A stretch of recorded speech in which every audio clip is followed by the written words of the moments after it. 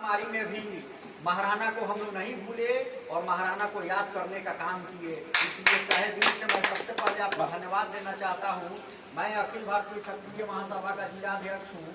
लगभग 5 वर्षों से जो भी सीमित संसाधन है, समाज का जो भी मुद्दा है, मैंने उठाने का काम किया है। चाहे वो SC/ST आंदोलन हो, चाहे गांधी मैदान में हम लोग रविंद्र बाबू के नेतृत्व में रैली करने का काम किए हो, चाहे और भी जो भी समस्या आते गया है, सोशल मीडिया के माध्यम से हो या धरातल पर हो, हम लोगों ने काम करने का काम किया है।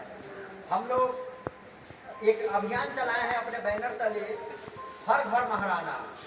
आज युवा पीढ़ी अपने महापुरुषों को भूल चुकी है और हम लोग नष्ट हो रहे हैं। अपने संस्कृति को बचाने के लिए कोई दूसरा उपाय नहीं है, अपने आदर्शों को अपनाना होगा। और महाराणा एक ऐसे योद्धा थे जिन्होंने अपने संस्कृति और मूल्यों के लिए अपने जीवन को बलिदान करने का काम किया। आज युवा पीढ़ी को महाराणा से प्रेरणा लेने की जरूरत है। मेवाड़ नरेश की 480वीं जयंती आज पूरा राष्ट्र मना रहा है। राष्ट्रीय स्वाभिमान दिवस के रूप में हम लोग मनाने का काम कर रहे हैं और आदरणीय नरेंद्र मोदी जी से हम लोग आग्रह किए हैं कि राष्ट्रीय स्वाभिमान दिवस को हम लोग जो है बजट प्रकाशित करके इसको जो है किया जाए। लेकिन हिंदुत्व की सरकार है और हम लोग का कई वर्षों से मानना है कि महाराणा प्रताप के जन्म दिवस को राष्ट्रीय स्वाभिमान दिवस के रूप में मनाने का बजट प्रकाशित किया जाए। लेकिन आदरणीय प्रधानमंत्री जी अभी इस पर पहल नहीं कर पाए हैं। तो समाज का ये भी दायित्व है कि इन पर हम लोग दबाव बनाए।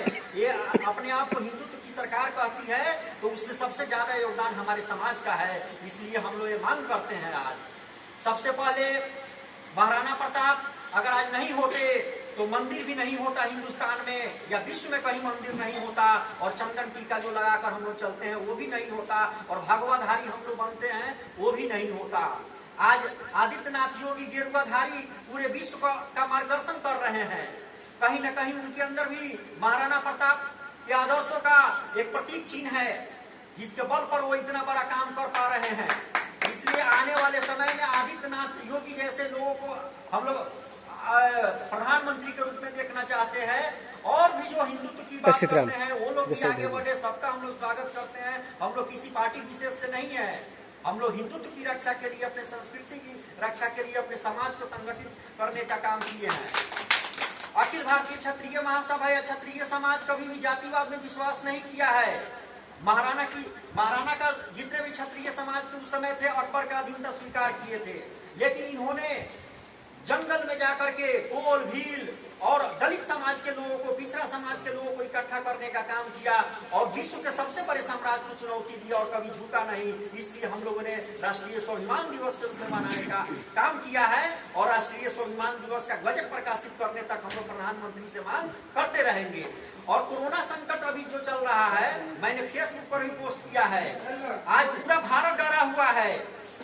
तो इस संकट के घड़ी में मैं अपने फेसबुक के माध्यम से जो लाइव चल रहा है लोगों से मैं अपील करना चाहता हूँ कि इस संकट के घड़ी में महाराणा का किताब पढ़िए, उनका जीवनी पढ़िए। आधा कोरोना आपका यही खत्म हो जाएगा। आप लोग भी यहाँ बैठे हुए हैं, क्या भारत नहीं डरा हुआ है? विश्व भी डरा हुआ है। तो डरा हुआ और मरता है। इसलिए हम लोगों को कोरोना से जंग लड़ना पड़ेगा, उसे परास्त करना पड़ेगा। जैसे महाराणा प्रताप ने मुगलों को परास्त किया था। हल्दी घाटी के युद्ध में उन्होंने 22,000 सेना को लेकर 1 लाख सेना को परास्त करने का काम किया था।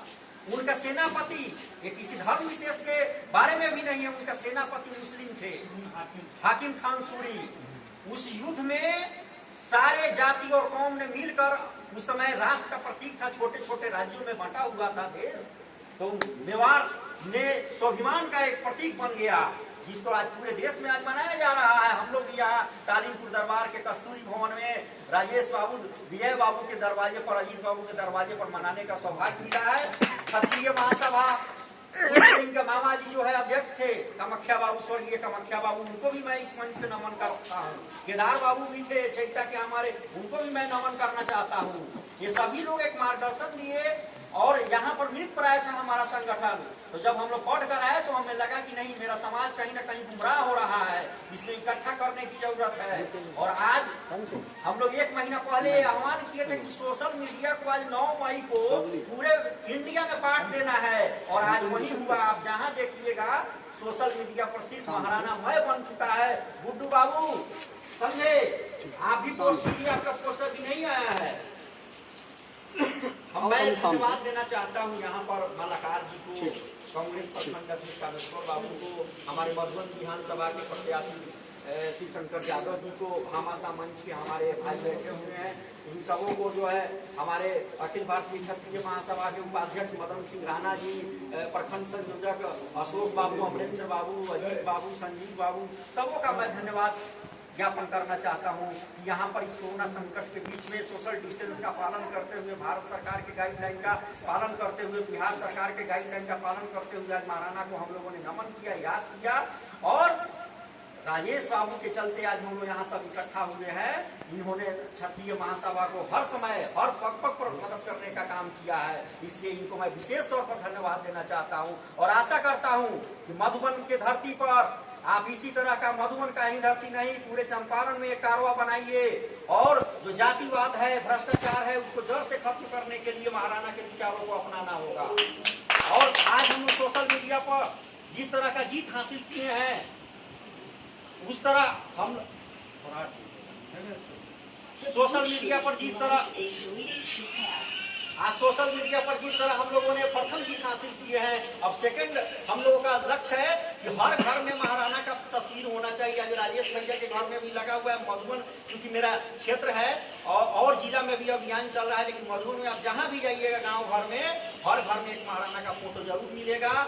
और ये देश स्तर पर हम लोगों को जो है करना पड़ेगा। और अगला उद्देश्य हमारा है कि चित्तौड़ के माटी को, हल्दी घाटी के माटी को भी वहां से हम लोग लाएंगे बोरा में कस की गाड़ी पर और हर घर में देंगे, एक मुट्ठी मिट्टी देंगे, ताकि हमारा संस्कृति इतना मजबूत हो जाए। और जब भी हम लोग भटके तो उस मिट्टी को हम लोग याद करें कि इस मिट्टी पर हमारे पूर्वजों ने, लाखों करोड़ों पूर्वजों ने हम लोगों का जो है मार्गदर्शन करने का काम किया, त्याग करने का काम किया है। इन्हीं सब शब्दों के साथ मैं अपने वाणी को विराम देता हूँ। धन्यवाद।